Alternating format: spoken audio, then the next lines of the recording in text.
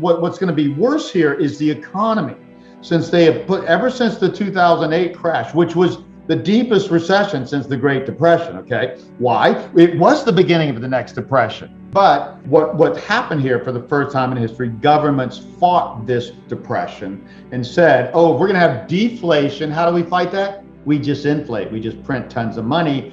And then everybody feels richer and spends money anyway. But the problem is it's artificial. Well, that should be inflationary. Oh, the consumer price index hasn't gone up until recently. Where did the inflation go? Financial assets. Right. This is the biggest bubble, and it's an everything bubble. It's been commodities, it's been gold, it's been real estate, it's been stocks, and it's been everywhere in the world. So they stimulated their way out of it, so we never got to restructure all that debt and flush out the bad companies and make the economy stronger. So we have more debt than ever. Zombie companies are something like 30% of public companies. It's just insane. That's very unhealthy. So we need to flush this out. I think that's going to finally happen because you can only push this off so long. And we're about to enter in a recession after they printed more money in the last 2 years than all of the stimulus in the 13 years before it in 2 years. And the economy's now already turning down, and COVID is over, so you can't blame it on that anymore. So I think this is the end of that stuff. And now we're going to come out with a stronger geopolitical environment, much more efficient economic environment, and we'll be able to have a productive boom from about 2024 to 2037 with the millennials. And it'll be global too. And a lot of people say, oh, crypto's invisible coins is nothing. It's way overvalued. It is way early stage, just like the dot-coms were 22 years ago in the late 90s. Amazon was $6, went up to 136 and back to 6 in that 2002 crash. And now it's the greatest retailer in the world. So I see this crypto thing. The thing that got me to understand crypto years ago, a guy was speaking at my conference, in San Diego or something, and he said it's the digitization of all financial assets and money. Now, why did that light my brain up? I had just identified, I tell people in my presentations for years, the biggest number in the world is not the population at 8 billion, it's not GDP at 80 to 90 trillion today, it is $550 trillion in financial assets. Stocks, bonds, real estate, all this sort of stuff. Because that's an inflator. That's normally 2 to 3 times GDP, and because of this bubble, it's 6 to 7 times now. This is the biggest bubble in the world, and this bubble has to come down to reality. And imagine, just ask yourself, just say, forget anything else, demographic downturns, anything else. If half of that, if 250, let's say trillion, $270 trillion worth of real wealth and people's real savings and investment accounts disappeared because we had a reset in financial assets. A home that was worth 100,000 and now 300,000 now goes back down to 150 where it should be. Okay, that's a big reset. What does that do to the economy? Their income hasn't been hit yet, but now they have no savings. Their retirement's in question, especially older baby boomers.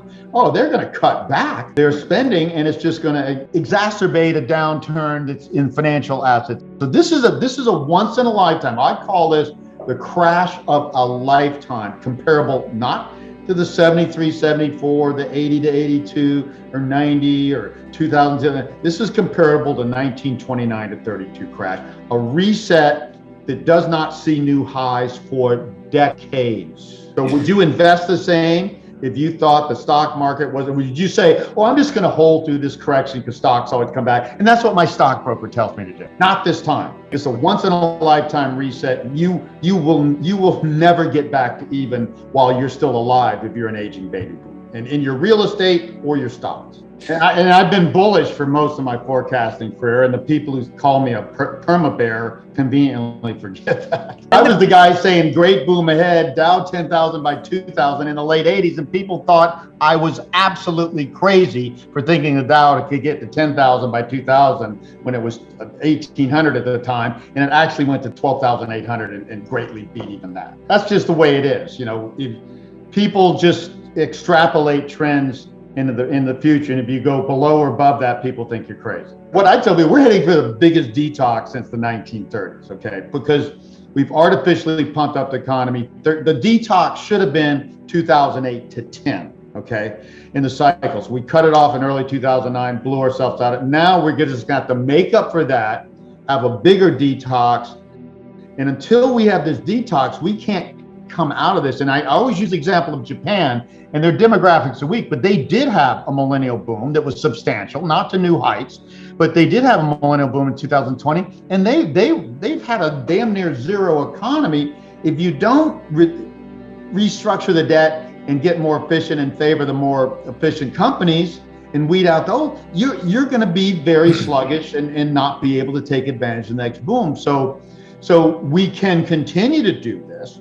My theory is no, we've done it so extreme, it's going to backfire. The central banks have created the greatest bubble in history, and that bubble has to burst, because no, you cannot have an economy or stock, you can't, particularly stocks, grow at 10 to 20% a year when the economy's struggling to grow at 2. You can't keep doing that. Stocks have to crash, and when they do it, it's going to be massive, and that's going to destroy that $250 to $275 trillion wealth of real to people, artificial but real to people, financial assets, and that will hit people like bam, and they will spend differently and save different. They will save more and they will spend less, and then all these things will come down even more. And you have to have a crisis at some point to get back into balance. And again, I'm promoting it as a good thing, and I'm promoting it as our duty as aging baby boomers who have got the benefits of this stupid bubble to not bring all the liabilities of it to the next generation,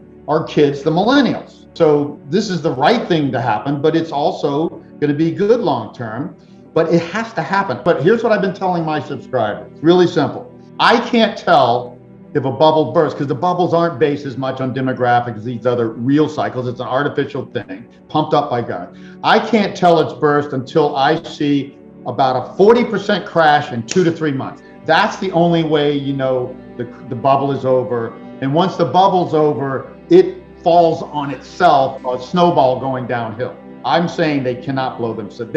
I am predicting right now, they will not blow their way out of this one. I say they don't have the credibility to. This is not Weimar Germany when they lost the war and borrowed money overseas to do it. And when their currency collapsed, those overseas debts went up 50 to 100 times. This is not that. Yes, we borrowed too much, but it's not that sort of thing where they just totally lose control. That's the hyperinflation that they just have to print exponentially more money, and there's just no other thing that they do. I think that when the deflation starts, they'll lose credibility. People will think, yeah, money printing really was something for nothing. It doesn't work. But the real thing is, inflation goes at this speed, deflation goes twice as fast. Because greed is heavy, but fear runs faster. Fear always trumps greed. And so when this crash gets going, you've got to remember all the dumb money, the dumbest money, the everyday person piled in the last year or two. That's why Cathie Wood bit the dust. She's buying the real up and coming innovative stocks that these people couldn't even spell them near their know them. And they're only buying the big, Microsoft and Apple and, whatever, and the leading crypto stocks, And so those stocks dominated the last year, and her stocks crashed, even though they're better stocks. So that's what killed them. So when they go down, they just panic. They're going to sell, and that's going to start a crash that will just go exponentially. So that's how a crash outweighs the government. They will not be able to print. And you got to remember, the government's been in a printing mode for a long time, and finally it's gotten so extreme that they're saying, yes, we have to taper and tighten, but slowly, just to taper here and to be in that direction. First of all, it needs exponential more, so it'll crash. But second of all, it's hard to change that policy without looking like, oh my God, we panicked and we can't control this thing. We got to go back to crazy land again. So they're not going to react fast enough, and this deflation is going to hit like something we know happens when you eat bad food. We've seen that first crash, and once you have that first crash, the rest will probably be more predictable because the bubbleness is taken out. And in the end, in a crash like this, after a cycle like this, you're not looking for a 40 to 50% correction in stocks. You're looking for 70 to 90%. And of course, the tech stocks and crypto more. My target is to see a Bitcoin down to 4 to 7,000. Nobody in the industry. I'm down here in Puerto Rico with a lot of Bitcoin and crypto people. They don't see that's possible. I think it's the likely scenario, 4 to 7,000 in the next year or two. That says that bubble's over. So housing prices have gotten so high from the bubble that now I also predict by the end of this year, home prices will be down, not up.